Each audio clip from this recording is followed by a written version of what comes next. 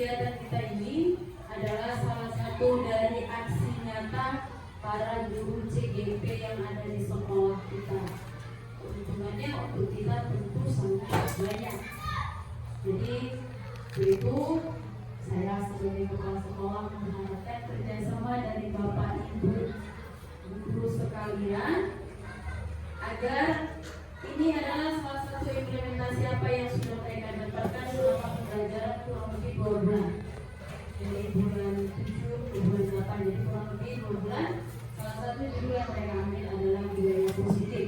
Dan ini pasti juga berdampak dan pasti juga berguna bagi kita, karena ini juga akan kita implementasikan di dalam kegiatan KBM kita di kelas masing-masing. Jadi begitu saya harapkan kerjasamanya dari Bapak Ibu sekalian agar kegiatan ini dapat terlaksana dengan baik.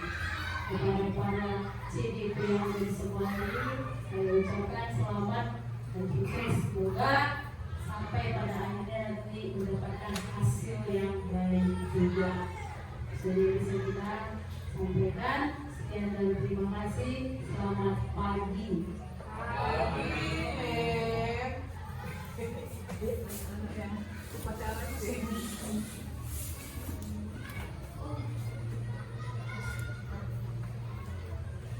Oke, baik. Assalamualaikum warahmatullahi wabarakatuh. Waalaikumsalam warahmatullahi wabarakatuh. Ya, selamat pagi buat kita semua. Pertama-tama marilah kita panjatkan puja dan puji syukur kepada Allah Subhanahu wa Ta'ala yang mana telah memberikan kita kesehatan sehingga kita dapat hadir dalam pembel kita ini, sekaligus penerapan yang kami dapatkan selama pelatihan CGP ini. Salawat dan salam kita hadirkan kepada Nabi Muhammad SAW. Semoga kita mendapatkan syafaatnya di hari akhir nanti. Yang saya hormati Ibu Kepala Sekolah SDN 028 yang saya hormati dan saya banggakan Bapak dan Ibu guru beserta staf yang turut hadir pada hari ini. Ya, sebelumnya saya ucapkan terima kasih atas kesediaan Bapak dan Ibu dalam mengikuti acara kita pada hari ini. Baiklah Bapak dan Ibu, nah yang akan saya sampaikan hari ini adalah temanya dengan budaya positif. Nah, jadi budaya positif itu apa ya? Budaya positif ini adalah disiplin baik yang harus diterapkan agar kebiasaan baik yang telah ada seperti ini akan menjadi kebiasaan yang dapat menumbuhkan karakter Pancasila kepada peserta didik dan juga pendidik agar mampu memposisikan dirinya sebagai pendidik yang berkarakter Pancasila. Sedangkan budaya positif di sekolah adalah nilai-nilai, keyakinan-keyakinan, dan kebiasaan-kebiasaan di sekolah yang berpihak pada murid agar murid dapat berkembang menjadi pribadi yang kritis, penuh hormat, dan bertanggung jawab. Jadi Bapak dan Ibu, sekarang ini sedang digencar-gencarkannya pembelajaran itu yang berpihak pada murid. Jadi terkait dengan visi yang kemarin sudah kita paparkan, kita bicarakan juga kan menuju berpihak pada murid. Jadi di dalam budaya positif ini nanti terdapat dia nilai-nilai kebajikan universalnya. Kemudian ada juga bagaimana kita memecahkan masalah kita dengan siswa kita dengan menggunakan segitiga restitusi. Nah, itu yang akan kita bahas nanti. Kemudian ada juga bagaimana kita memaparkan tentang keyakinan kelas kita. Gitu. Nah, yang pertama disiplin positif. Nah, untuk melakukan pendekatan disiplin positif ini perlu menjadikan kriteria disiplin positif yang dikembangkan oleh Nielsen ya pada tahun 2021. Nah, sebagai panduan dalam membangun hubungan dengan murid. Yang pertama, bersikap baik dan tegas di saat dan bersamaan, yaitu menunjukkan sikap hormat dan memberi semangat. Lalu membantu murid merasa dihargai dan memiliki terikatan antara dirinya dengan guru dan teman di kelasnya, sehingga ia merasa menjadi bagian dari kelas. Nah, terkadang kan tanpa kita sadari ada satu orang murid itu yang merasa dirinya itu tidak diterima gitu di antara teman-temannya. Kalau kita perhatikan ya, kita melakukan diskusi kelompok itu terkadang ada yang memang mereka tidak mau satu kelompok dengan si A. Mungkin karena dia itu orang kan kita cara berpikir itu kan berbeda-beda. Ada yang memang penerapannya cepat, ada yang menerimanya itu lambat, ya kan? Jadi mungkin dia di bagian itu yang lambat menerima sesuatu. Jadi ada sekelompok itu memang dia gitu kan. Karena saya perhatikan saya juga di murid saya seperti itu. Nah, jadi apa yang kita lakukan? Kita lakukan pendekatan dengan murid-murid kita itu. Kita lakukanlah kita kasih pengarahan, pengertian agar mereka berubah, agar mereka mau berbaur, berkolaborasi bersama-sama. Lalu berikutnya memiliki komitmen untuk mempertimbangkan efektivitas dan dampak jangka panjang bagi proses belajar murid dan tindakan yang diambil. Misalnya pemberian hukuman bersifat dapat menyelesaikan masalah dalam jangka pendek, tetapi berpotensi memberikan dampak negatif dalam proses belajar pada anak yang bersifat jangka panjang. Nah, dengan begitu pendidik fokus pada perubahan dan peningkatan perilaku yang menetap, bukan hanya pada perilaku yang berhasil ditampakkan pada saat itu. Nah, inilah nanti yang akan kita bahas juga, termasuk di dalamnya segitiga restitusi penerapan. Jadi posisi kontrol guru ini ada beberapa, di antaranya ada sebagai penghubung. Nah, jadi level-level itu nanti ada tabelnya. Yang paling di garis merah itu adalah penghubung. Jadi seandainya lah si murid tadi membuat kesalahan dengan misalnya dia tidak mengerjakan PR, mungkin tidak mengerjakan PR. Nah, kita mungkin dia sudah melakukan berkali-kali tidak mengerjakan PR ini. Jadi tanpa kita kita tanya-tanya dulu, kita lakukan pendekatan dulu, kita langsung kasih hukuman ke siswa tersebut. Udah, kamu tulislah sampai satu halaman bacaan ini, misalnya saya akan mengerjakan PR sampai capek tangannya. Nah, sebenarnya itu sudah berupa hukuman. Jadi ketika kita melakukan hal itu akan berdampak kepada murid tersebut. Apa? Bisa dia merasa tidak nyaman, merasa takut, merasa bahkan sampai dendam. Udahlah, besok ada pelajaran agama, paling nanti aku kena hukum lagi karena tidak mengerjakan PR. Gak datang dia besoknya setiap pelajaran agama, karena dia udah tadi trauma, sudah menganggap bahwasanya nanti bakal diberikan lagi gitu. Sementara kita bertanya, kenapa tidak mengerjakan PR? Padahal dia memang pertama alasannya tidak paham, kedua mungkin orang tuanya tidak ada yang mendampingi dia untuk mengerjakan PR. Jadi semana dia mengerjakan PR kan begitu. Jadi oleh karena itu selayaknya lah kita tanyakan dulu apa alasannya, baru kita tindak. Lalu menerapkan disiplin positif berarti membekali murid dengan keterampilan sosial dan mendukung pertumbuhan karakter yang baik seperti rasa hormat, kepedulian terhadap orang lain, komunikasi yang efektif, pemecahan masalah, tanggung jawab, kontribusi kerjasama. Nah, disinilah perlunya kerjasama dalam menerapkan budaya positif tadi. Ya, kalau di kelas kita kerjasama lah dengan guru-guru yang masuk di kelas kita, guru mata pelajaran. Kalau untuk sekolah kita berkolaborasi semua yang terlibat di dalam sekolah ini. Jadi tidak hanya satu orang saja yang menerapkan disiplin positif tadi. Kemudian mengajak murid untuk menemukan bagaimana mereka mampu dan dapat menggunakan kekuatan diri mereka dengan cara yang membangun. Nah, ini maksudnya ada motivasi dalam diri mereka, kesadaran mereka untuk melakukan sesuatu yang kita himbau, untuk melakukan hal-hal positif yang kita ajarkan memang dari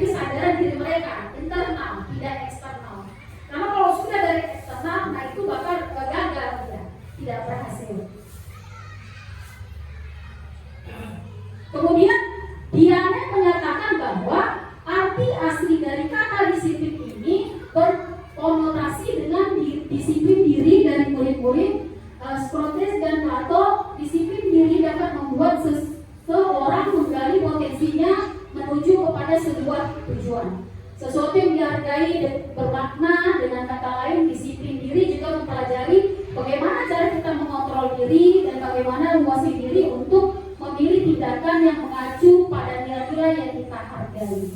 Kemudian seseorang yang memiliki disiplin diri berarti mereka bisa bertanggung jawab terhadap apa yang dilakukannya karena mereka mendasarkan tindakan mereka pada nilai-nilai kebajikan universal.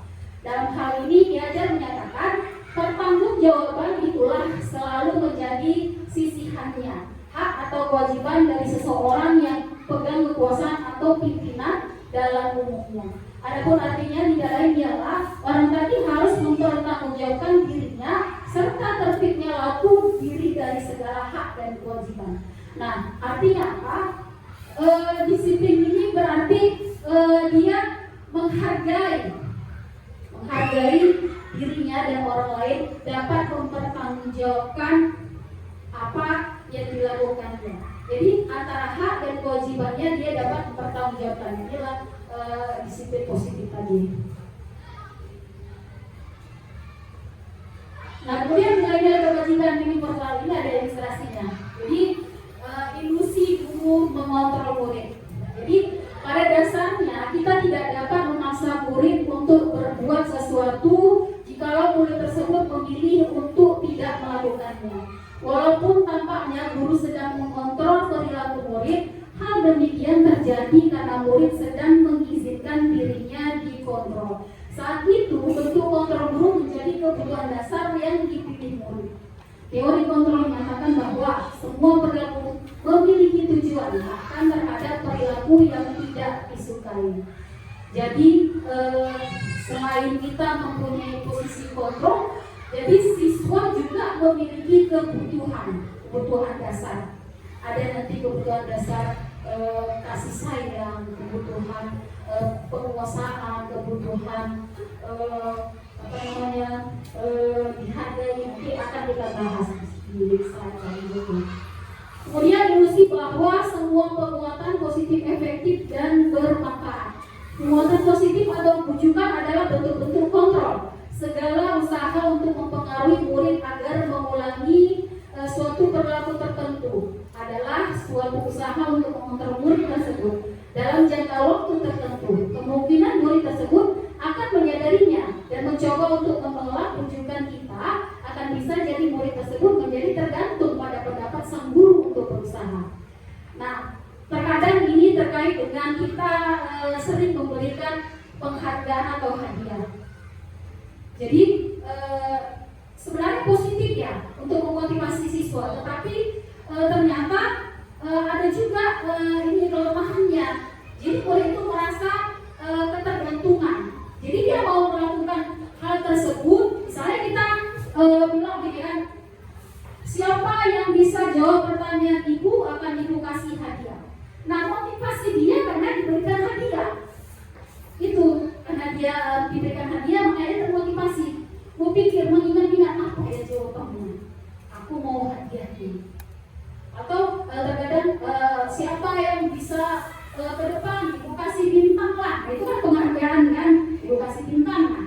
Jadi itu kan motivasinya kok pengen mendapat bintang. Sebenarnya itu hal yang positif tetapi ada kelemahannya. Jadi apa? Jadi dia ke depannya ketika kita melakukan hal tersebut, memberikan pertanyaan tanpa adanya imbalan, tanpa adanya penghargaan atau imbalan tersebut, motivasi dia hilang, berkurang. Nggak ada dikasih hadiah pun, nggak ada pun dapat bintang. Jadi dia berhenti. Efektivitasnya, kreativitas itu berhenti di situ. Karena terbiasa kita memberikan penghargaan dan imbalan tersebut. Ternyata itu ada kelemahannya. Lalu ilusi bahwa kritik dan membuat orang merasa bersalah dapat menguatkan karakter. Nah di sini terkadang kita begini, ya saya pun sering juga melakukannya. Masa kalian gak kasihan sih sama ibu? Ibu nanti dimarahin loh sama kepala sekolah. Kan kuliah udah 3 halaman dari Kamis, kenapa datangnya lama? Nah, itu kita sudah menunjukkan rasa bersalah kita kepada rasa bersalah anak-anak. Mereka jadi efeknya apa? Mereka nanti bisa berbohong. Bu, saya tadi udah kok, bahkan menyangkal. Iya bu, lagi saya banyak di situ. Itu efeknya. Kalau kita membuat orang kita merasa bersalah, merasa terpojokkan. Jadi alasan yang sebenarnya itu tidak terkuat gitu. Keyakinan apa yang dilanggarnya dia tidak dapat, karena kita langsung membuat mereka merasa bersalah. Harusnya ada tahap-tahap berikutnya. Lalu ilusi bahwa orang dewasa memiliki hak untuk memaksa. Jadi banyak orang dewasa yang percaya bahwa mereka memiliki tanggung jawab untuk membuat murid-murid berbuat hal-hal tertentu. Apapun yang dilakukan dapat diterima selama ada sebuah kemajuan berdasarkan sebuah pengukuran kinerja. Pada saat itu orang dewasa akan menyadari bahwa perilaku memaksa tidak akan efektif untuk jangka panjang dan sebuah hubungan permusuhan akan terbentuk. Inilah dia memaksa, ada pemaksaan. Kalau kita implementasikan kepada murid, dia sebenarnya dalam pelajaran matematika itu memang tidak memahami dan sehingga dia kurang meminati. Tapi karena memang materinya harus kita lewati, kita terkesan memaksa dia. Padahal dia punya pilihan. Dia menyukai, dia misalnya di bidang olahraga. Itu yang dia paling disukai. Harusnya kita bisa mencari solusinya. Gimana ya supaya dia dapat memenuhi minatnya, tetapi kita juga dapat memenuhi apa yang mau kita sampaikan. Jadi contohnya misalnya matematika pelajaran pecahan, bisa saja kita ambil media yang cocok untuk itu, untuk dia supaya bisa bergerak. Kita kasihlah bola kan, kita buat dari sini kelompok-kelompok berapa 5 itu. Udah dia coba susun yang ini ke sana, yang ini ke sana sampai kemudian gitu. Kan nanti di situ ujung-ujungnya dia melakukan pecahan juga. Dapatlah dia minatnya tadi terpenuhi. Berlari-lari tadi kan sudah olahraga, sudah bergerak. Nah, itulah dia maksudnya apa ya? Yang katanya merdeka, murid merdeka itu maksudnya seperti itu, bukan berarti dia tidak suka matematika, dia tidak suka bahasa Inggris, kita nggak memberikan mereka materi yang tidak juga. Tetapi bagaimana cara kita supaya dia mau mengikutinya dengan media yang pas untuk dia, dengan metode yang pas untuk dia, begitu. Nah, kemudian ada di standar pendidikan nasional. Dalam rangka menciptakan lingkungan yang positif, maka setiap warga sekolah dan pemangku kepentingan perlu saling mendukung, menghayati, dan menerapkan nilai-nilai kebajikan yang telah disepakati bersama untuk dapat menerapkan tujuan mulia tersebut. Maka seorang pemimpin pembelajaran perlu berjiwa kepemimpinan sehingga dapat mengembangkan sekolah dengan baik agar terwujud suatu budaya sekolah yang positif sesuai dengan standar kompetensi pengelolaan yang telah ditetapkan. Tujuan mulia dari penerapan disiplin positif adalah agar terbentuk murid-murid yang berkarakter, berdisiplin, santun, jujur, peduli, bertanggung jawab, dan merupakan pembelajar sepanjang hayat sesuai dengan standar kompetensi lulusan yang diharapkan. Nah, jadi Bapak Ibu terkait dengan kepemimpinan, jadi diharapkan di sini adalah mewujudkan, kita dapat mewujudkan budaya positif ini, nilai-nilai kebajikan universal ini. Ya dengan cara berkolaborasi, semua tim harus harus terlibat, gitu. Misalnya kita harus saling mendukung lah. Jadi karakter yang kita harapkan itu yang terdapat pada penerapan P5 tadi, profil pelajar Pancasila tadi. Itu dimensinya. Nah, ada berapa itu Bapak Ibu? Ada? Nah, ya, yang pertama apa itu Bu? Iya. Iya. Kemudian yang kedua kebinekaan global. Itulah karakter-karakter kita yang harus kita tersebut. Makanya kan ini sedang dihimbau, digalak-galakan bagaimana caranya agar kita dapat menerapkan ini. Jadi setidaknya sebelum kita memulai pelajaran, kita ingatkan lagi tentang definisi Profil Pancasila ini. Bila perlu kita sama-sama mengucapkannya, kita ingatkan supaya betul-betul tertanam karakter tersebut dalam murid. Nah, kemudian ada motivasi perilaku manusia. Jadi ada Diana Gosser dalam bukunya Restructuring School Discipline menyatakan ada 3 motivasi perilaku manusia. Yang pertama, untuk menghindari ketidaknyamanan atau hukuman. Nah, inilah tadi yang kita sudah bahas di sebelumnya, ada bahwasannya murid itu terkesan dia akan menghindari karena sudah takut dihukum, jadi merasa tidak nyaman. Nah, jadi ini adalah tingkat terendah dari motivasi perilaku manusia. Biasanya orang yang motivasi perilakunya untuk menghindari hukuman atau ketidaknyamanan akan bertanya, apa yang akan terjadi apabila saya tidak melakukannya? Sebenarnya mereka sedang menghindari permasalahan yang mungkin muncul dan terpengaruh pada mereka secara fisik, psikologis maupun tidak terpenuhinya kebutuhan mereka. Bila mereka tidak melakukan tindakan tersebut, motivasi ini bersifat eksternal. Nah, jadi misalnya gini, seperti tadi yang sudah saya sampaikan, contohnya ketika tadi pelajaran olahraga gitu ya. Jadi siswa tersebut tidak mengikuti kelas kita. Misalnya sedang praktek lari pendek ya. Misalnya seperti itu. Jadi mungkin siswa tersebut sedang ada masalah dengan kesehatannya sehingga dia tidak mengikuti.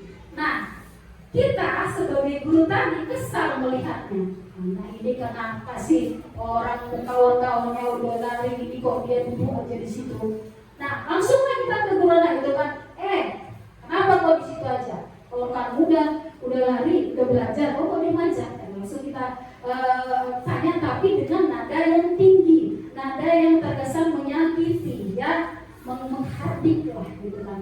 Jadi si anak tadi ketakutan. Karena sudah ketakutan itu gak berani menjawab bilang usia yang sebenarnya, sehingga dia dengan terpaksa melakukan lari lagi. Akibatnya apa? Akibatnya di rumah semakinlah sakit dia. Dan itu tadi karena rasa takut tadi, merasa tidak aman tadi. Daripada aku dikenal lagi hukuman, udahlah lari aja lah gitu. Harusnya kan kita tanya dulu kelas gitu. Kemudian yang kedua, untuk mendapat imbalan atau penghargaan dari orang lain. Nah, ini tadi satu tingkat di atas motivasi yang pertama. Di sini orang berperilaku untuk mendapatkan imbalan atau penghargaan dari orang lain. Nah, jadi orang dengan motivasi ini akan bertanya, apa yang akan saya dapatkan apabila saya melakukannya? Mereka melakukan sebuah tindakan untuk mendapatkan pujian dari orang lain yang menurut mereka penting dan mereka letakkan dalam dunia berkualitas mereka. Mereka juga melakukan sesuatu untuk mendapatkan hadiah, pengakuan, atau imbalan. Nah, motivasi ini juga bersifat eksternal. Jadi sebisanya kita menghindari murid-murid kita ini motivasinya ini dari eksternal, dari pertama dari keterpaksaan, dari ketidaknyamanannya, kemudian yang ini dari ingin mendapat imbalan, pujian, penghargaan, ya kan, ingin mendapat pengakuan. Itu kan dari eksternal, karena Allah dia mau melakukan sesuatu. Harusnya memang dari kesadaran diri sendiri motivasi itu muncul, barulah bisa mereka tertanam karakter yang akan kita capai. Begitu. Lalu yang ketiga, untuk menjadi orang yang mereka inginkan dan menghargai diri sendiri dengan nilai-nilai mereka percaya. Nah, orang dengan motivasi ini akan bertanya, akan menjadi orang seperti apa apabila saya melakukannya. Mereka melakukan sesuatu karena nilai-nilai yang mereka yakini dan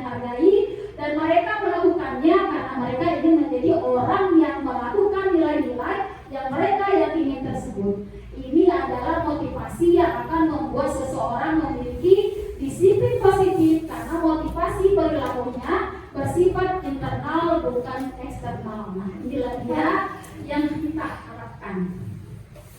Ada kesadaran dari dirinya sendiri, paham dia tentang keyakinan kelas, tentang keyakinan sekolah.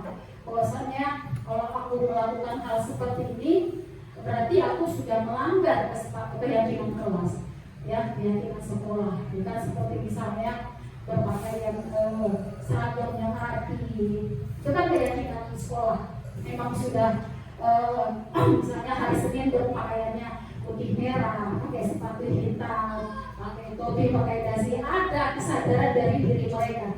Nah, seperti yang kita sering kita lakukan ketika upacara Senin tuh, kan sering tuh anak terlambat, bahkan terkadang anaknya juga terlambat karena belum ada motivasi internalnya, masih eksternal. Ya, jadi dia berusaha datang cepat itu karena takut nanti dimarahi lagi sama Pak Oki, takut nanti disuruh berdiri lagi sama Pak Rafi. Itu masih eksternal. Jadi belum sadar bahwasannya yang dilakukan itu sudah melanggar kesepakatan sekolah, keyakinan sekolah, begitu. Jadi bagaimana cara menanamkannya supaya mereka mempunyai motivasi dari internal itu? Itulah kita lakukan dulu pembiasaan. Kita kasihlah pengertian nilai-nilai kebajikan tersebut. Nah, kita awalnya kan sama-sama melakukan kesepakatan di kelas, ya kan? Awal masuk kita sudah melakukan kesepakatan di kelas. Yuk, apa kita mau kita lakukan ini di kelas kita nih, tentang kesepakatan kita nih. Kan anak-anak pada nulis tuh, pada ngasih pendapat. Ini Bu, kita saat belajar tidak boleh ribut, tidak boleh makan di kelas, tidak boleh dan sebagainya. Itu kan kesepakatan di kelas kita. Nah, dari hal yang mereka kasih pendapat itu, itulah nanti kita buat menjadi keyakinan kelas kita ke dalam kalimat positif. Jadi dia bersifat universal, tidak begitu banyak sehingga lupa apa ya keyakinan kelas yang pertama. Jadi dari rangkuman yang dari anak-anak itu, itulah kita rangkum menjadi keyakinan kelas. Ya paling enggak 6 sudah cukup itu, supaya bisa sama-sama kita mengingatnya. Karena kalau banyak pun kadang guru lupa. Namanya sudah keyakinan kelas, ya guru pun harus mentaati juga ya kan, bukan hanya murid saja. Jadi kita buat sepakat di dalam kelas harus tidak boleh makan ya kan. Tapi ada yang bilang, Bu, tapi kalau makan permen boleh lah Bu, kadang-kadang ngantuk Bu. Ya oke, sepakat boleh makan permen, tapi jangan yang bertangke ya. Nah itu kan saya menyambut juga, tapi nggak boleh bertangke ya Ibu, nggak suka lihatnya. Iya Bu. Nah itu sepakat. Nah kita buatlah rumusan-rumus itu menjadi keyakinan kelas kita. Jadi saya pun sebagai guru, ketika saya sebenarnya lapar, waktu pas udah sarapan, jadi udah terasa lapar jam sekian, aduh hari ini mau kayak mana ya? Udah ya sama-sama saling menghargai, yang nggak bisa kita juga mau makan di sekolah walaupun ada roti di dalam tas. Yang nunggu biar istirahat turun baru makan roti tersebut. Kenapa? Sudah sama-sama sepakat, sudah sama, itulah keyakinan kelas kita, gitu. Jadi lebih kalau bisa itulah kita terapkan sama murid kita. Kemudian inilah kebutuhan dasar manusia. Jadi di sini kan kelihatan bagian-bagiannya, di situ ada kebutuhan bertahan hidup, ya kan? Jadi keterangannya seluruh tindakan manusia memiliki tujuan tertentu. Semua yang kita lakukan adalah usaha terbaik kita untuk mendapatkan apa yang kita inginkan. Ketika kita mendapatkan apa yang kita inginkan, sebetulnya saat itu kita sedang memenuhi satu atau lebih dari satu kebutuhan dasar kita, yaitu kebutuhan untuk bertahan hidup, kasih sayang, dan rasa diterima. Kemudian ada kebebasan, kesenangan, penguasaan. Nah, ketika seorang murid melakukan suatu perbuatan yang bertentangan dengan nilai-nilai kebajikan atau melanggar peraturan, hal itu sebenarnya dikatakan mereka gagal memenuhi kebutuhan dasar mereka. Nah, ini dia. yang perlu kita lakukan pendekatan terhadap murid kita. Jadi dengan nilai-nilai kebutuhan dasar manusia ini, bisa jadi dia di rumah tidak dapat nilai kasih sayang dari temannya, rasa diterima. Terkadang kan ada anak yang mohon maaf, misalnya belum umur begitu ya. Jadi rasa kurang diterima, rasa kasih sayang begitu ada, sehingga seringkali melakukan hal-hal yang tidak yang melanggar keyakinan kelas tadi. Itulah kita perlunya melakukan pendekatan tadi kepada murid kita, paham kita akan akan karakter peserta didik kita, sehingga awal pembelajaran kita harus melakukan diagnosis awal. Itu tujuannya seperti itu. Lalu kemungkinan di rumah atau dia di sekolah ini tidak dapat dia nilai kebebasannya tidak terpenuhi, sehingga dia kayak berontak gitu. Kemudian penguasaan, terkadang kan kita perlu juga memenuhi kebutuhan kita dengan penguasaan ini. Contoh kalau di kelas gitu kan, ketua kelas ini kan artinya pemimpin di dalam kelas itu. Jadi karena dia ketua kelas, dia kepengen diakui oleh teman-temannya. Jadi dia kepengen teman-temannya itu maulah mendengarkan arahannya. Karena arahan yang diberikan itu adalah yang positif. Kawan-kawan, kita harus jaga kebersihan kelas kita ya. Kita sama-sama ya. Nanti di kelas kalau yang udah masuk kita jangan ribut ya. Nah dia kepengen teman-temannya mau bekerja sama melakukan hal itu, tetapi tidak terpenuhi. Ya, teman-temannya tidak mengindahkan acu tak acu, sehingga muncullah terkadang rasa ketidakpuasannya, begitu. Atau dengan contoh lain, misalnya kita buat yang universal lah tentang sekolah kita ini. Kita mempunyai pemimpin, punya kepala sekolah, kita anggotanya. Terkadang manusiawi memang seorang pemimpin itu membutuhkan dirinya tuh diakui bahwa dia memang kepala sekolah di sini, bahwa dia memang pemimpin di sini. Ketika dia memberikan suatu himbauan, yang dihimbaunya itu positif. Contoh, Bapak Ibu, nanti kita kobel ya. Kobel ini sangat bermanfaat untuk kita. Nah, ada terkadang kita mengikuti dengan rasa terpaksa. Kenapa? Karena mungkin untuk memenuhi RHK, untuk mendapatkan sertifikat, mau tak maulah. Kalau nggak itu nggak datangnya. Permisilah aku mau ada apa gitu ada pesta, ada apa gitu, ya kan? Jadi terkadang si pemimpin ini merasa kok aku nggak dihargai ya. Aku loh di sini pemimpinnya. Nah terkadang memang dia belum rasa nilai seperti itu, penguasaan tadi tidak terpenuhi, gagal. Sehingga memang manusia inilah menjadi kadang-kadang pemimpin tersebut marah. Itulah kebutuhan dasar kita. Kalau ada yang tidak terpenuhi. Nah, kita lihat yang pertama lagi.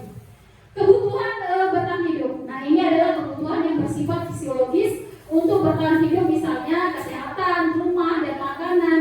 Kebutuhan biologis sebagai bagian dari proses reproduksi, termasuk kebutuhan untuk tetap bertahan hidup, komponen psikologis, dan pada kebutuhan ini meliputi kebutuhan akan perasaan aman. Gila tadi untuk nyaman tadi, kebutuhan hidup tadi. Ya, survive. Kalau kita tidak aman, tidak nyaman pun gak enak juga. Jadi bagaimana supaya aman nyaman? Ya, kita saling menghargai di sini, saling berkooperasi, saling bekerja sama. Ya, sedangkan saya saja sama rekan sejawat saya begini saja bolak-balik saling bertanya, gimana kita kasih? Karena sama-sama baru memulai menggunakan kurikulum merdeka. Jadi sama-sama saling bertanya, saling berbagi ide. Itu contoh kecil saja. Apalagi kita yang satu kolega ini, kalau kita saling sendiri-sendiri, ada masalah di kelas kita selesaikan sendiri. Kepala sekolah nggak tahu nih, sehingga suatu saat semakin parah. Ujung-ujungnya karena parah itu baru dia pada kepala sekolah. Bagaimana kepala sekolah mau mengatasinya? Masalah awal dia tak tahu. Jadi kalau apapun yang terjadi, kita wajiblah memberitahukannya kepada kepala sekolah supaya semuanya berjalan dengan lancar. Kemudian kebutuhan untuk disayangi dan diterima meliputi kebutuhan akan hubungan dan koneksi sosial, kebutuhan untuk memberi dan menerima kasih sayang, dan kebutuhan untuk merasa menjadi bagian dari suatu kelompok. Kebutuhan ini juga meliputi keinginan untuk tetap berhubung dengan orang lain, seperti teman, keluarga, pasangan hidup, teman kerja, binatang peliharaan, dan kelompok di mana kita tergabung. Itulah kebutuhan untuk disayangi dan diterima. Jadi seperti yang saya bilang tadi, itu pengalaman saya di tahun ini dan tahun lalu. Nah, kalau tahun lalu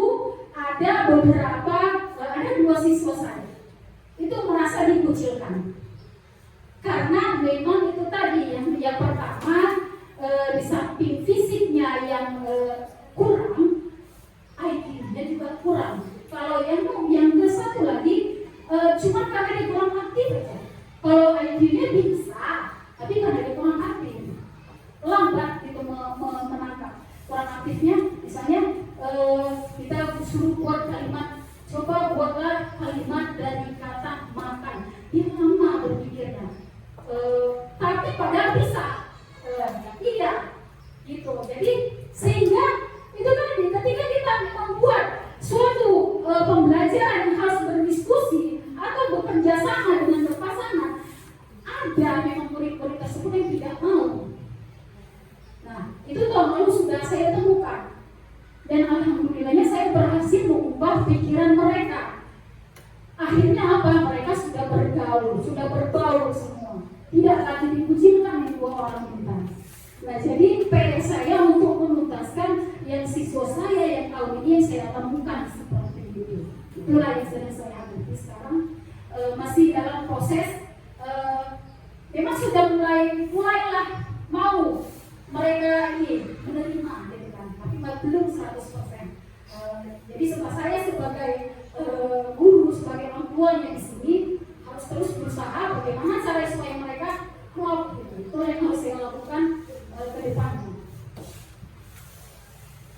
Kemudian tadi kebutuhan penguasaan yang barusan saya sampaikan. Ini berhubungan dengan kekuatan untuk mencapai sesuatu, menjadi kompeten, menjadi terampil, diakui atas prestasi, dan keterampilan kita didengarkan dan memiliki rasa harga diri. Kebutuhan ini meliputi keinginan untuk dianggap berharga, bisa membuat perbedaan, bisa membuat pencapaian, kompeten, diakui, dihormati, meliputi menghargai diri sendiri, dan keinginan untuk meninggalkan pengaruh. Ini tadi inginnya dihargai, diakui akan kompetensinya, akan prestasinya. Kadang ada siswa sebetulnya dia potensinya banyak. Misalnya dia sebenarnya pandai, dia menggambar, berlukis, dia paten dalam hal itu. Jadi ketika kita kasih pelajaran, misalnya kayak bahasa Inggris, mungkin kalau anak-anak kan hal yang paling umumnya, hal yang paling tidak disuka itu bahasa Inggris, matematika, ya kan, itu karena paling susah. Nah, jadi ketika mungkin pelajaran bahasa Inggris kita kasih lah materi, dia hanya bolak balik mencoret-coret bukunya aja. Paham, dia paham, tapi dia kepengen ada rasa bakatnya itu terpenuhi. Jadi mungkin kita bisa kasih juga, nah ini kan hobi yang menggambar, hobi yang melukis.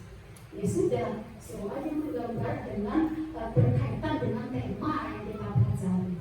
Misalnya berkaitan dengan benda-benda, saja gambar. Gambarlah misalnya meja, suruh dia gambar. Jadi kita tanya sambil, jadi kamu gambar apa yang meja, Bu? Bahasa Inggrisnya apa? Table. Kalau dia ya udah kamu gambar ya, di bawahnya buat bacaannya ya. Nah, dapat gitu. Jadi kepuasan diakui mempunyai sesuatu itu dapat ya nilainya. Lalu kebutuhan untuk bebas adalah kebutuhan akan kemandirian, otonomi, memiliki pilihan dan mampu mengendalikan arah hidup seseorang anak-anak dengan kebutuhan kebebasan yang tinggi. Menginginkan pilihan, mereka perlu banyak bergerak, suka mencoba-coba, tidak terlalu terpengaruh oleh orang lain dan senang mencoba hal baru dan menarik.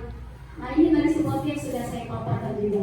Kemudian kebutuhan akan kesenangan adalah kebutuhan untuk mencari kesenangan, bermain dan tertawa. Bayangkan hidup tanpa kenikmatan apapun betapa menyedihkan. Ya, Dresser menghubungkan kebutuhan akan kesenangan dengan belajar semua hewan dengan tingkat intelijensi tinggi, seperti anjing, lumba-lumba, primata dan lain. Bermain saat mereka bermain, mereka mempelajari keterampilan hidup yang penting. Nah, setingkat hewan aja mereka bermain dan bisa dapat kesenangannya. Belajar itu mereka membutuhkan bermain. Apalagi kita manusia yang memang butuh hiburan, kita butuh kesenangan. Nah, maka dari itu memang betulan kita sebelum kita memulai pelajaran kita kasihlah ice breaking. Ya kan, di tengah-tengah kalau sudah terlihat anak-anak bosan, kita kasihlah games, permainan yang sederhana aja. Anak-anak pasti senang begitu. Atau ketika pembelajaran yang berkaitan dengan alam, ayo kita belajar di luar, terjun langsung. Misalnya tentang tumbuhan, pantau, suruh anak-anak memperhatikan. Sebenarnya tumbuhan itu bagiannya apa saja sih? Suruh terjun langsung, gitu. Itu membuat anak senang daripada kita berceramah terus. Itu kebutuhan untuk akan kesenangan. Nah, di sini Bapak Ibu ada posisi kontrol restitusi. Inilah yang penting sama-sama untuk kita pahami dan kita laksanakan, karena ini memang sudah sedang digalak-galakannya. Ya, ini kemarin saya waktu mulai mempelajari tentang budaya positif ini, termasuk posisi kontrol ini, sekaligus saya memang ada mengikuti pelatihan webinar sama ininya temanya. Jadi karena memang ini sedang dikejar-kejarkan, sedang dihimbau agar seluruh sekolah menerapkan budaya positif ini. Jadi posisi kontrol restitusi ini ada penghukum, pembuat orang merasa bersalah, ada teman, pemantau, manajer. Jadi kalau tadi penghukum sudah jelas ya. Penghukum itu kan dia ciri-cirinya tanpa alasan langsung bla bla bla bla bla dengan suara yang tinggi, dengan suara yang kasar, kata-kata yang menyakitkan, itulah penghukum. Kalau membuat orang tersangka tadi kita halus, kalimatnya halus, tapi terkesan merugikan siswa tersebut, terkesan memojokkan siswa tersebut. Nah, jadi sedangkan kalau teman ini masih di lampu kuning dia, ya. Jadi kalau yang dua ini dia lampu merah. Kalau yang teman ini masih di lampu kuning, boleh dilakukan tapi kalau bisa dihindari. Begitu juga dengan pemantau. Kalau pemantau ini ketika kita berada di posisi yang memang harus, barulah kita sebagai pemantau. Jadi kita sebagai mana? Sebagai manajer. Itu bagaimana? Kita lihat. Ya, nanti akan kita bahas. Nah, dihukum oleh penghargaan. Jadi bahwa penghargaan itu sama-sama dengan hukuman. Dalam arti meminta atau membujuk seseorang melakukan sesuatu untuk memenuhi suatu tujuan tertentu dari orang yang meminta, membujuk dorongannya eksternal dan akan ada faktor ketergantungan. Ya, ini pendapat dari Afif Hong. Ini dia. Sedangkan kita beri penghargaan aja, katanya ini dihukum oleh penghargaan. Jadi itu tadi, kalau bisa kita hindarilah yang selama ini kita pernah kita lakukan. Nah, ini dia. Jadi pengaruh jangka pendek dan jangka panjangnya. Jadi penghargaan itu berusaha hubungan, karena membuat si anak tadi ketergantungan, tidak muncul motivasi dari dalam dirinya.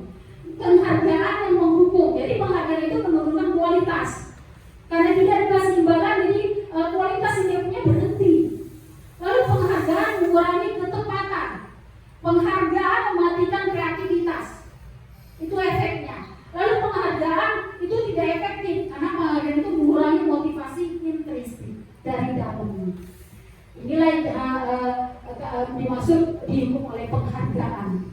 Karena penghargaan itu bisa menurunkan kualitas, mematikan kreativitas, mengurangi motivasi intrinsik.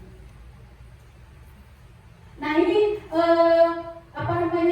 posisi-posisinya ya.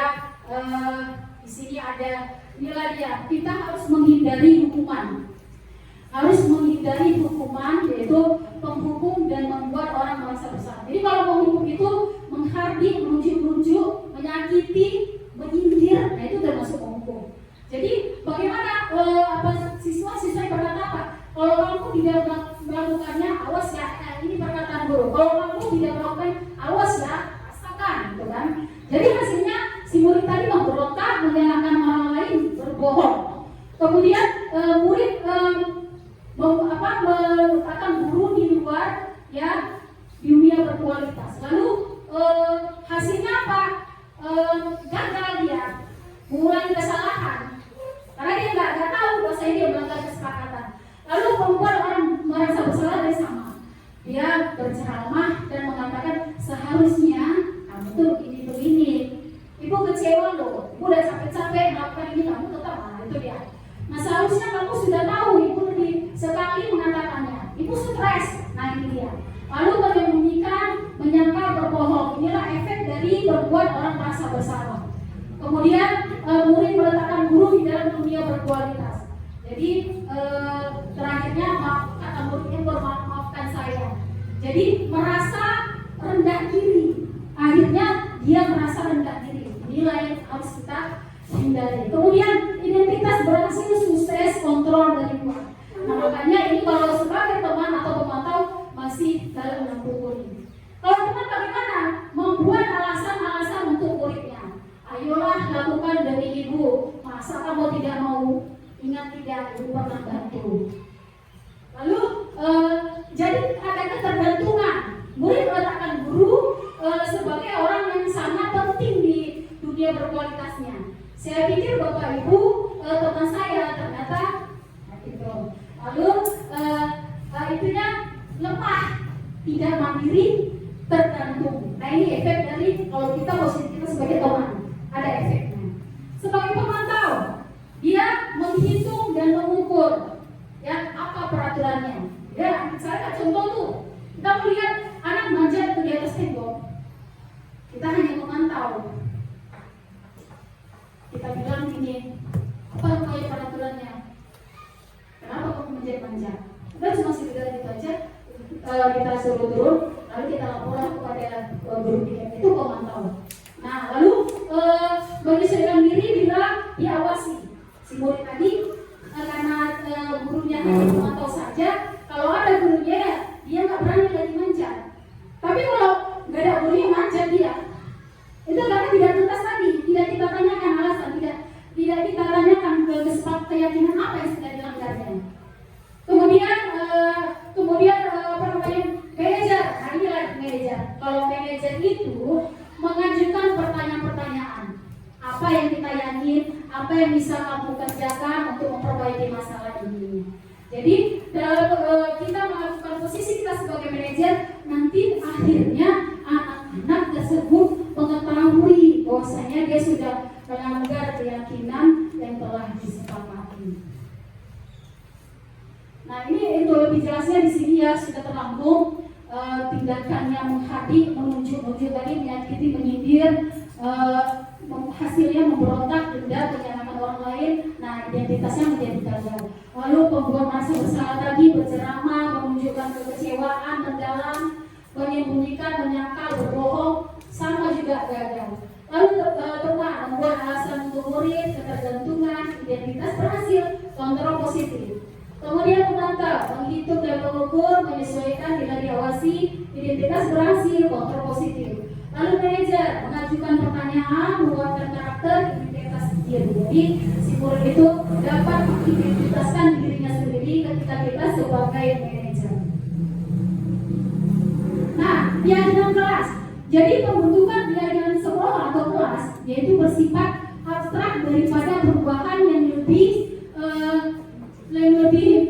rinci dan konkret. Nah, piagam kelas ini berupa pernyataan yang universal, kemudian senantiasa dibuat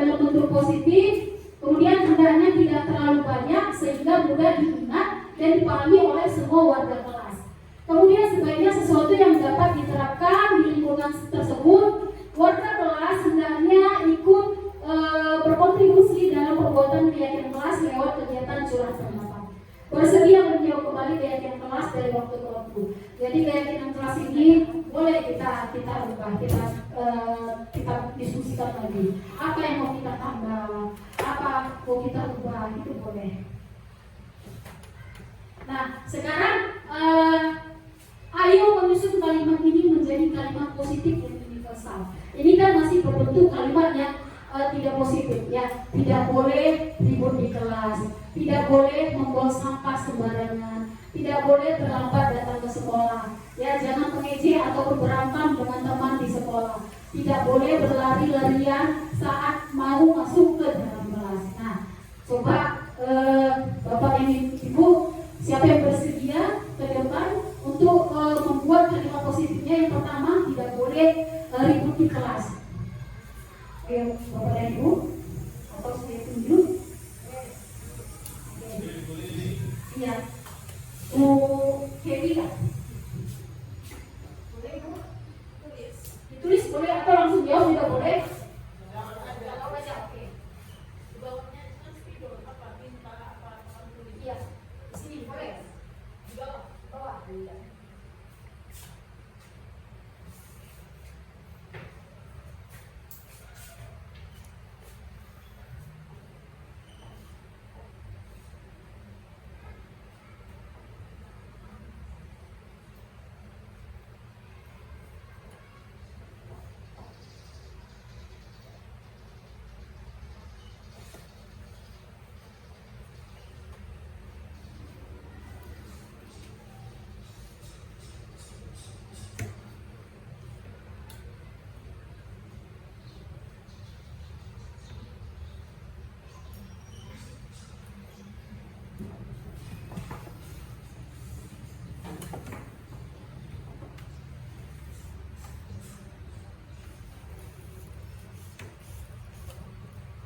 Iya, terima kasih Bu Dewi. Nah, kami siswa-siswi kelas 6A bersama-sama menjaga ketertiban kelas. Iya, tepat sekali. Jadi di sini ya beri tepuk tangan pada Bu Dewi. Terima kasih. Di sini nilai kebajikan ini adalah menjaga ketertiban kelas. Ya kan? Kemudian yang nomor 2, coba siapa yang bersedia? Ya, boleh Bu Sari. Semangat Uso.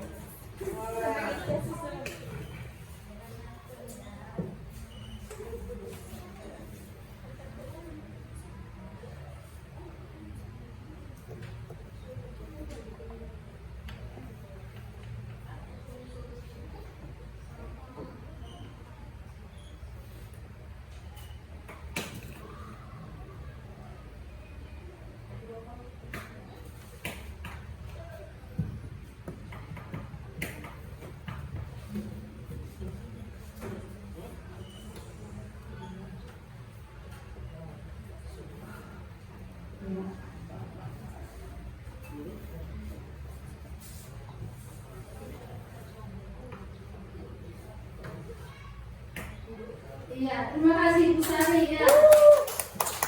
Ya. Nah, kami siswa-siswi kelas 3A saling menjaga kebersihan kelas. Ya, ini kalimat positifnya. Kemudian yang 3, siapa yang bersedia? Bapak Ibu? Ibu Bulia, Bu Dara. Ya. Siapa yang bersedia? Yang ketiga Bu Sri.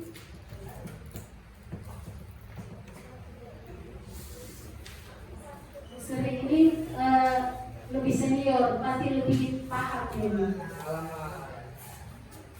Semangat Bu Sri.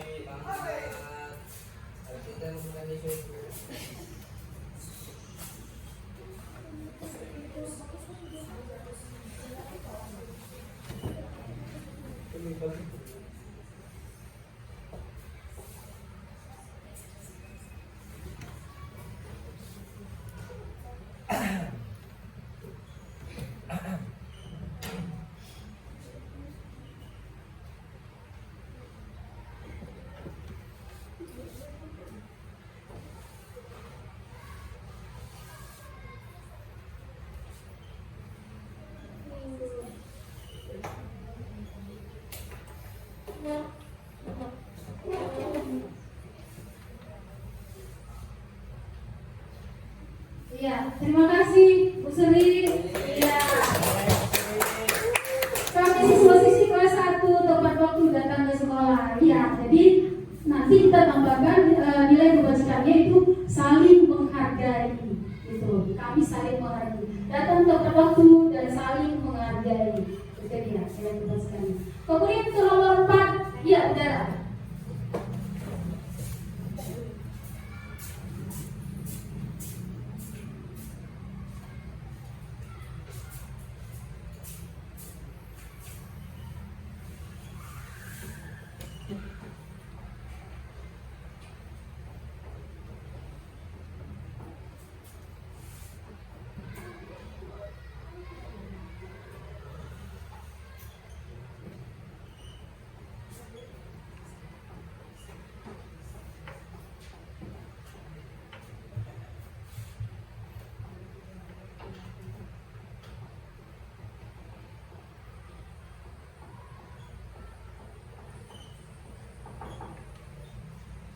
Ya, terima kasih Saudara.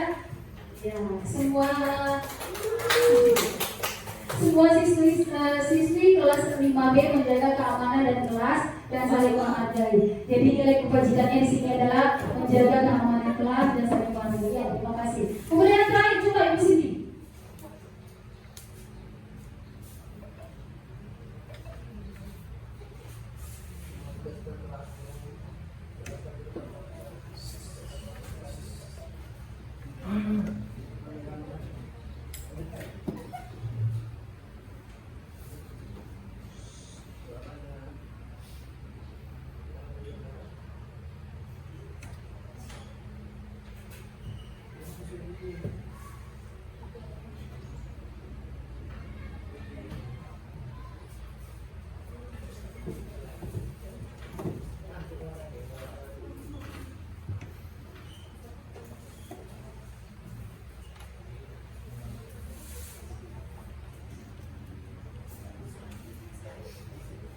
Oke, terima kasih Bu Siti. Iya.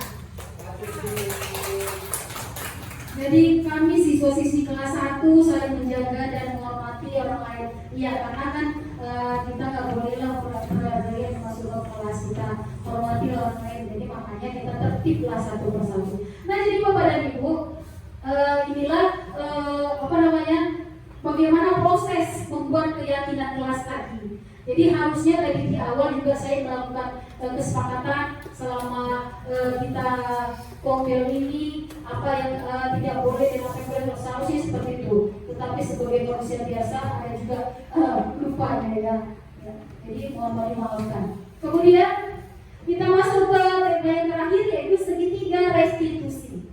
Jadi segitiga restitusi ini adalah suatu proses dialog yang dijalankan oleh guru atau orang tua agar dapat menghasilkan murid yang mandiri dan bertanggung jawab. Nah, dalam segitiga restitusi ini ada 3 tahapan. Di sini ada menstabilkan kelar, kemudian validasi tindakan yang salah, menyatakan keyakinan. Itu dia segitiga restitusi. Jadi sebagai guru, posisi kita ini sebagai manajer, langkah yang harus kita jalankan inilah dia, menstabilkan identitas dulu. Di sini setiap orang pasti pernah melakukan kesalahan. Kamu bukan satu-satunya yang pernah melakukan ini. Ini yang awalnya kita stabilkan dulu keadaan tadi. Baru selanjutnya kita validasi tindakan yang salah. Adakah cara yang lebih efektif untuk mendapatkan apa yang kamu butuhkan? Atau kamu tentu punya alasan mengapa melakukan itu? Itu yang kita tanyakan kepada murid setelah kita menstabilkan identitas. Lalu yang terakhirnya barulah kita menanyakan keyakinan. Keyakinan kelas apa yang telah kita sepakati? Kamu ingin menjadi orang seperti apa? Ketika kamu melakukan ini, kamu menjadi orang seperti apa? Keyakinan kelas apa yang sudah menurut kamu hal yang kamu lakukan ini sudah termasuk sesuai dengan kaidah kelas tidak? Tuh, jadi kira-kira apa yang telah kamu langgar? Keyakinan yang mana yang telah kamu langgar? Jadi kedepannya kamu ingin jadi seperti apa? Inilah dia langkah-langkah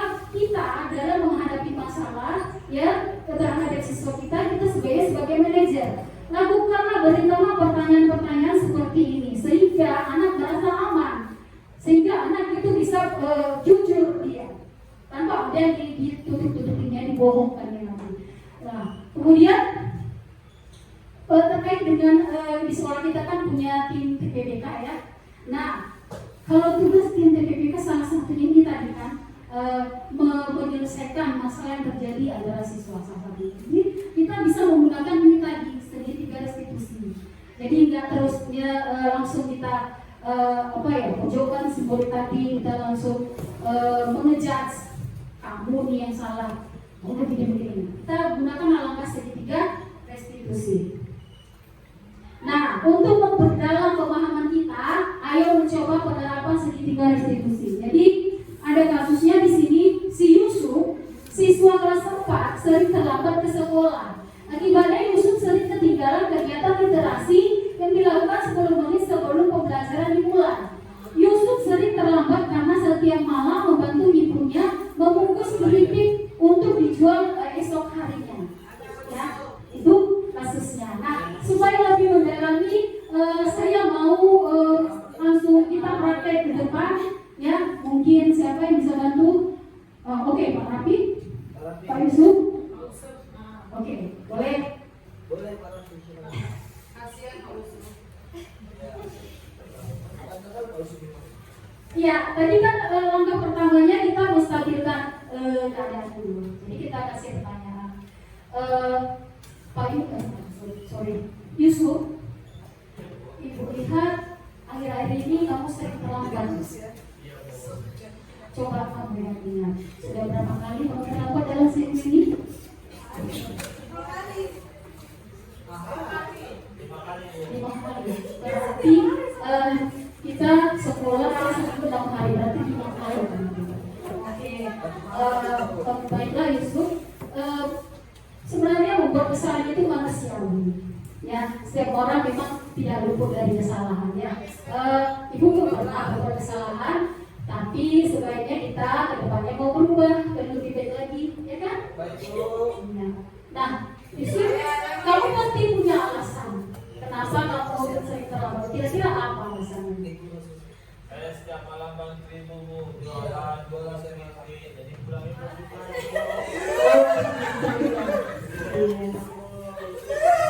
Baiklah Yusuf, kalau alasan saya.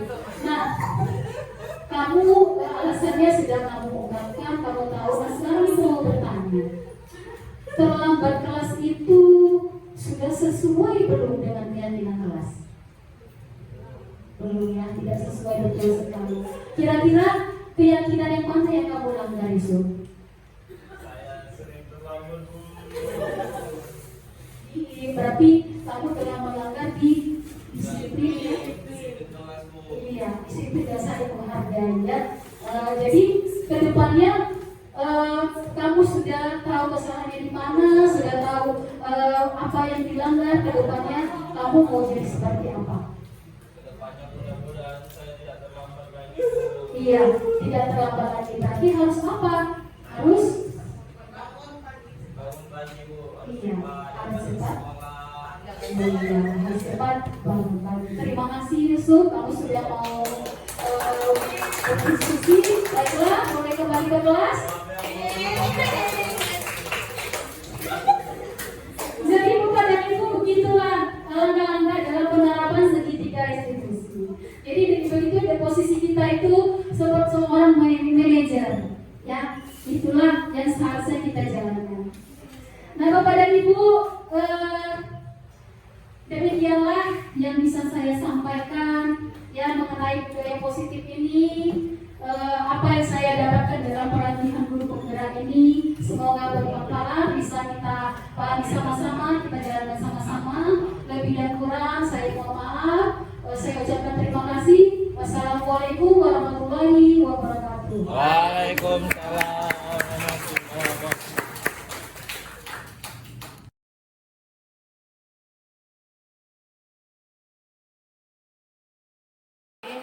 Assalamualaikum warahmatullahi wabarakatuh. Waalaikumsalam warahmatullahi wabarakatuh.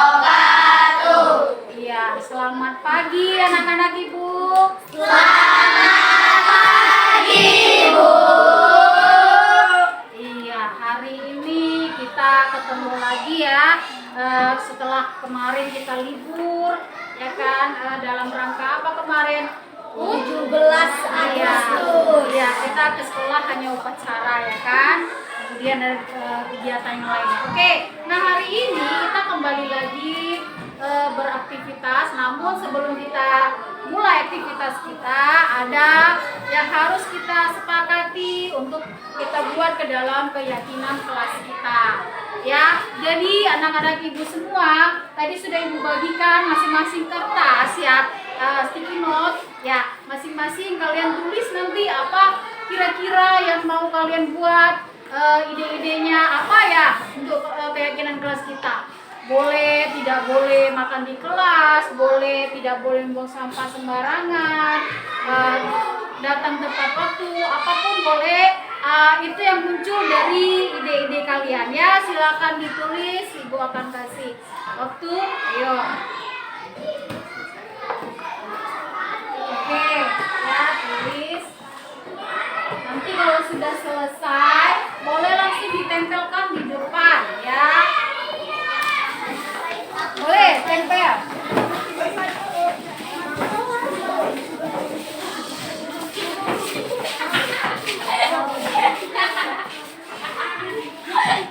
Iya, kenapa Jaki? Oh ya, oke, nanti kita ganti.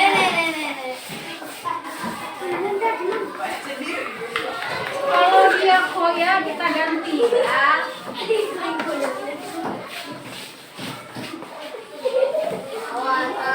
Mana?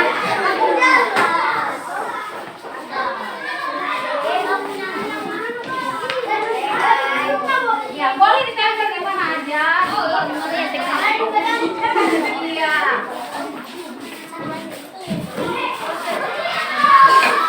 Di bawah masa.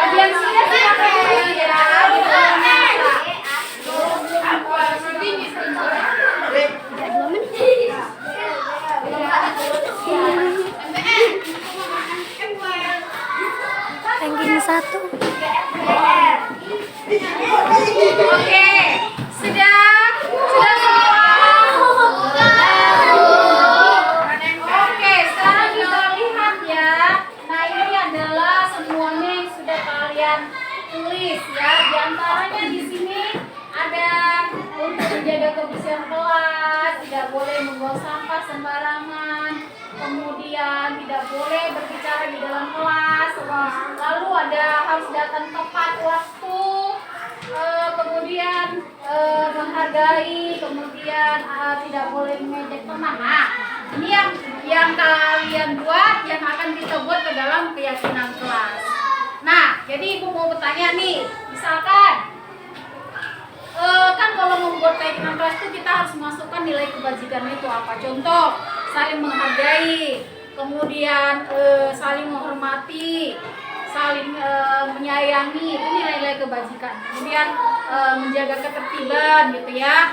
Nah, kalau dia tidak boleh ribut di dalam kelas, berarti nilai kebajikannya apa kita buat di situ? Menjaga ketertiban. Nah, berarti kita buatlah yang pertama di sini ya. Pertama, kami siswa siswi kelas 6B akan menjaga ketertiban kelas.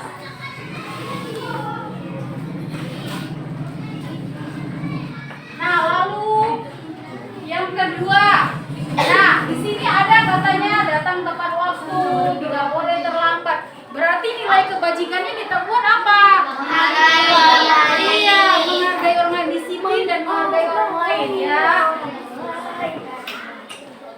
Kami siswa siswi kelas 6B akan saling menghargai dan disiplin. Oke, kemudian yang ketiga.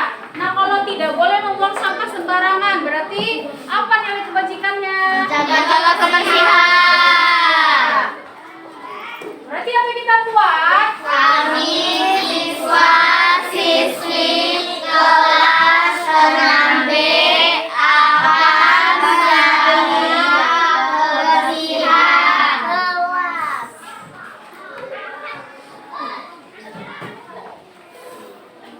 Iya. Lalu nomor 4-nya di sini ada apa namanya tadi, di sini tidak boleh mengejek temannya, tidak boleh memanggil temannya dengan sebutan yang tidak baik. Berarti nilai kebajikannya adalah apa? Menghormati Dan menyayangi. Selain menyayangi apa? Apa? Menjaga kerukunan.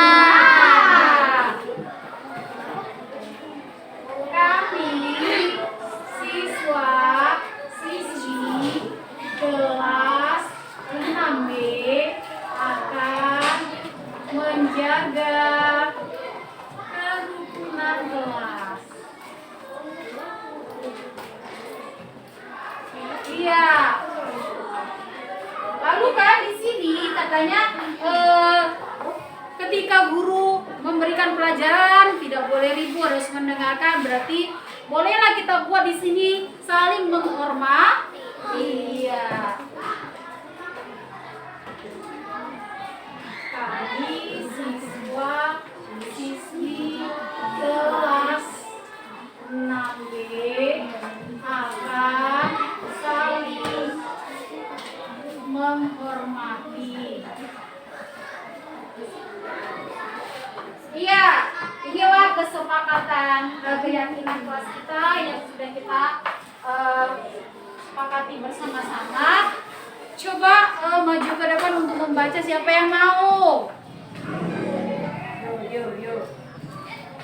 Yuk. 1, 2, 3, 4, 5A, ini aja lah.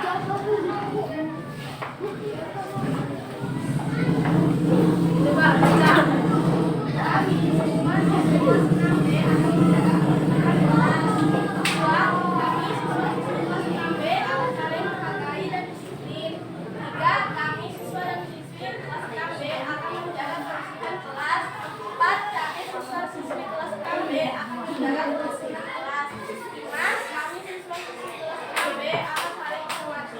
Iya. Nah, iya. Siapa? Jadi inilah keyakinan kelas kita yang akan kita jalani. Yang pertama tadi kita akan menjaga ketertiban kelas. Kira-kira bisa nggak kita jalani itu? Bisa, Bu. Kemudian saling menghargai dan disiplin. Bisa, Bu. Ya, kemudian menjaga kebersihan kelas. Ya, bisa. Bisa, Bu. Ya, kemudian menjaga kerukunan kelas. Nah, ini yang paling berat ini. Ya kan, menjaga kerukunan kelas. Terkadang tanpa disadari karena ngejek terjadilah perkelahian. Jadi mulai sekarang kita harus menjaga ya ketertiban kelas, harus saling menyayangi supaya apa? Terwujud kerukunan. Lalu saling menghormati. Nah, jadi inilah 5 ini yang akan menjadi keyakinan kelas kita ini. Jadi sama-sama kita berusaha menjalankannya ya. Ya, Bu. Oke, baiklah anak-anak Ibu. Demikian yang sudah kita sepakati ya untuk kita jalani. Untuk selanjutnya kita akan masuk ke dalam materi kita. Ya, terima kasih.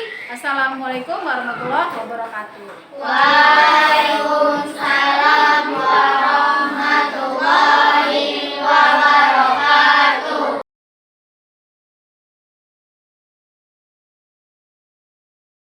Kami senang telah dilibatkan dalam menyusun keyakinan kelas yang akan kami jalani selama di kelas 6. Saya Rafi Syaputra selaku guru agama Islam. Menurut saya, apa yang disampaikan oleh Bu Rizka sangat bermanfaat dan dapat saya terapkan oleh murid-murid saya. Terima kasih.